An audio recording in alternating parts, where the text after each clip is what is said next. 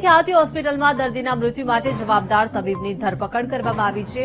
Operation કરનાર આરોપી doctor પ્રશાંત વજીરાણીની ધરપકડ કરાઈ છે. આરોપીને હાલ મેડિકલ ચેકઅપ માટે લઈ જવાયો છે. હોસ્પિટલના 3 સંચાલકો સામે પણ ફરિયાદ નોંધાઈ છે.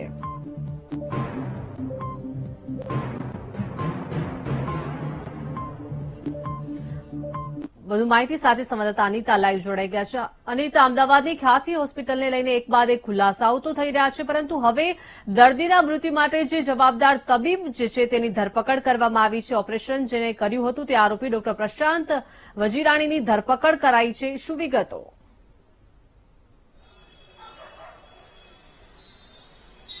દીપિકા, જે પ્રકારે વસ્ત્રાપુર પોલીસ સ્ટેશનમાં હાલ તો ખ્યાતિ હોસ્પિટલમાં જે મોતકાંડનો મામલો હતો, જે મામલે હાલ ગુનો દાખલ કર્યા બાદ પોલીસ દ્વારા જે ડોક્ટર પ્રશાંત વજીરાણી છે તેની ધરપકડ કરવામાં આવી છે.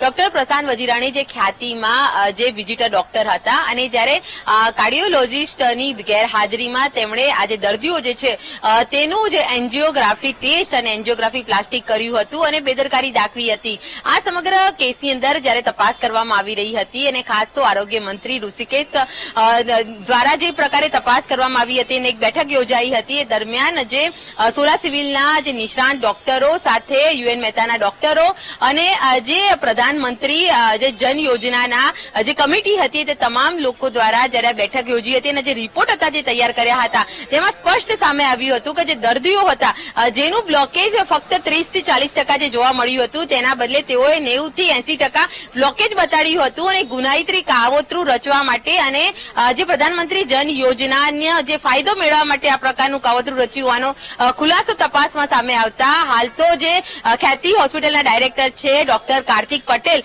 અને જે સીઈઓ છે ચિરાગ રાજપૂત સાથે આ 3 જે ડોક્ટરો જે છે તેઓની વિરુદ્ધ પણ ગુનો દાખલ કરવામાં આવ્યો હતો, જેમાં હાલ તો ડોક્ટર પ્રશાંત જે વજરાણીની ધરપકડ કરી દેવામાં આવી છે, જ્યારે અન્ય જે આરોપીઓ જે છે તે હાલ તો ફરાર થઈ ગયા હોવાનું સામે આવ્યું હતું. ખાસ તો આ ડોક્ટર પણ ફરાર થવાના ફિરાકમાં હતા અને ગાડીમાં બેસીને જઈ રહ્યા હતા. એ દરમિયાન પોલીસે તેઓની ધરપકડ કરી લીધી હતી, પરંતુ અન્ય આરોપીઓ ક્યાં ફરાર થઈ ગયા છે તેને લઈને તપાસ કરવામાં આવી રહી છે. ખાસ તો ડાયરેક્ટરની વાત કરીએ તો કાર્તિક પટેલ પોતાની પત્ની સાથે વિદેશમાં હોવાનું ખુલ્યું છે. સાથે તેની જે કોલેજ છે, તેનું નિવાસ સ્થાન છે અને જે તેની ઓફિસો આવેલી છે, કારણ કે પોતે કન્સ્ટ્રક્શન લાઇન સાથે પણ જોડાયેલા છે, તે તમામ સ્થળે હાલ તો પોલીસ દ્વારા તપાસ કરવામાં આવી રહી છે. અને છેલ્લા 6 મહિનાની અંદર જ્યારે તેઓએ 3.66 કરોડ જે યોજના હેઠળ પડાવ્યા છે તેમાં પણ જે દર્દીઓના તેઓએ ટ્રીટમેન્ટ કર્યા છે, તે ખરેખર તેઓને ટ્રીટમેન્ટની જરૂર હતી કે ફક્ત આર્થિક ફાયદા માટે આ કાવતરું રચ્યું હતું, તે તમામ મુદ્દે હાલ તપાસ કરવામાં આવી રહી છે. હાલ તો ડોક્ટરને મેડિકલ તપાસ માટે લઈ ગયા છે અને સાંજ સુધીમાં તેને કોર્ટમાં રજૂ કરીને પોલીસ રિમાન્ડને લઈને કાર્યવાહી હાથ ધરશે. જી આભાર અનિતા, વિગત આપવા બદલ.